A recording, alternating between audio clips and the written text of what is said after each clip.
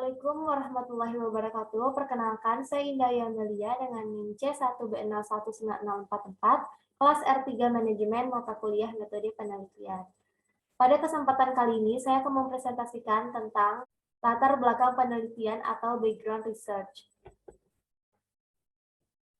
Latar belakang penelitian atau background research adalah bagian pertama yang sangat penting dalam menyusun tulisan ilmiah.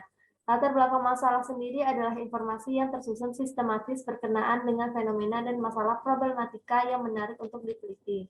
Dalam sebuah penulisan, baik itu penulisan makalah, paper, skripsi, tesis, disertai, dan lain sebagainya pendahuluan. Pendahuluan adalah bagian di dalamnya terdapat latar belakang penelitian. Latar belakang yang baik dan benar dapat membuat pembaca tertarik terhadap laporan penelitian yang dibuat. Latar belakang harus dimulai dengan mendefinisikan topik. Nah, di sini menurut beberapa pendapat tentang latar belakang, yang pertama ada Sudaryono pada tahun 2017. Beliau mengatakan bahwa latar belakang masalah dimaksudkan untuk menjelaskan mengapa masalah yang diteliti itu penting dilihat dari segi profesi peneliti, pengembangan ilmu, dan kepentingan pembangunan. Selanjutnya pendapat dari Bernstein et al. Pada tahun 2008 mengatakan bahwa latar belakang adalah bagian pertama dan sangat penting dalam menyusun tulisan ilmiah, baik dalam bentuk paper atau tesis. Latar belakang masalah penelitian menjelaskan secara lengkap topik penelitian, masalah penelitian yang kita pilih, dan mengapa melakukan penelitian pada topik dan masalah tersebut. Selanjutnya, menurut Hussein Umar tahun 2001 mengatakan, latar belakang masalah penelitian harus berisi informasi tentang suatu masalah atau peluang yang dapat dipermasalahkan agar bisa ditindaklanjuti lewat penelitian, termasuk hal-hal yang melatar belakanginya. Selanjutnya, cara membuat latar belakang. Nah, cara membuat latar belakang ini ada 3 tahap. Yang pertama, bagian awal latar belakang merupakan gambaran umum tentang masalah yang akan diangkat. Dengan model piramid terbalik, buat gambaran umum tentang masalah dimulai dari hal global sampai menculut. Fokus pada masalah inti, lalu objek serta ruang lingkup yang akan diteliti. Nah, tahap yang kedua disebut dengan bagian tengah. Bagian tengah ini adalah ungkapan fakta, fenomena, data-data, dan pendapat ahli berkenaan dengan pentingnya masalah dan efek negatifnya jika tidak segera diatasi dengan didukung juga teori dan penelitian terdahulu. Tahap yang ketiga atau bagian akhir, jadi ini diisi dengan alternatif solusi yang bisa ditawarkan atau teoritis dan praktis, dan akhirnya muncullah judul. Nah, selanjutnya di sini ada aspek-aspek yang terdapat dalam latar belakang research. Yang pertama itu ada aspek normatif. Aspek ini merupakan kondisi yang seharusnya atau yang ingin dicapai secara ideal. Yang kedua ada aspek empiris.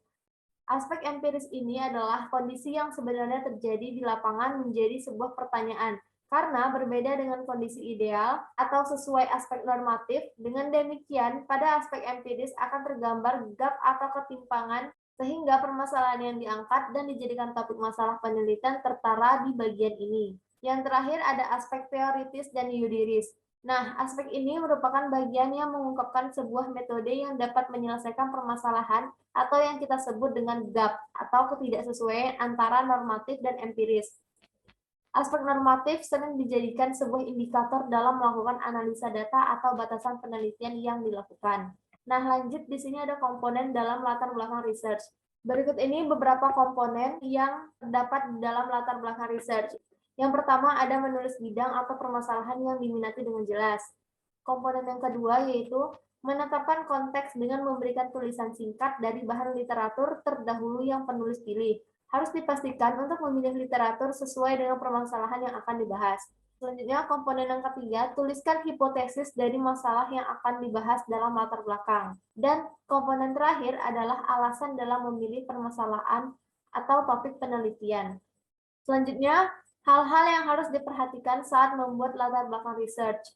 Menurut Andrik Purwasito pada tahun 2004, latar belakang penelitian setidaknya membuat hal-hal sebagai berikut. Yang pertama, di sini ada faktor-faktor apa saja yang menjadi perhatian untuk dijadikan suatu latar belakang.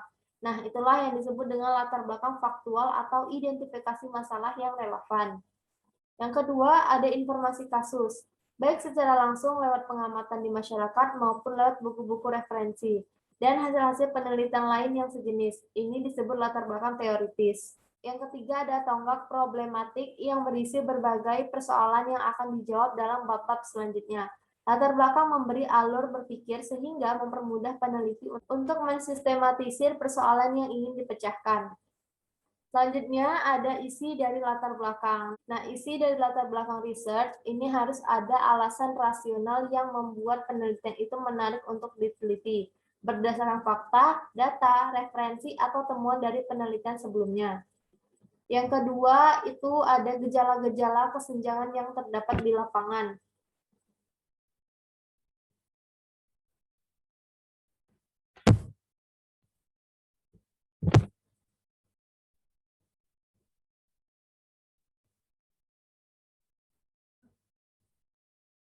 Maksudnya, hal ini harus terungkap dengan jelas untuk memunculkan permasalahan dan bagaimana penelitian mengatasi kesenjangan yang ada. Yang ketiga, perlu adanya kompleksitas masalah.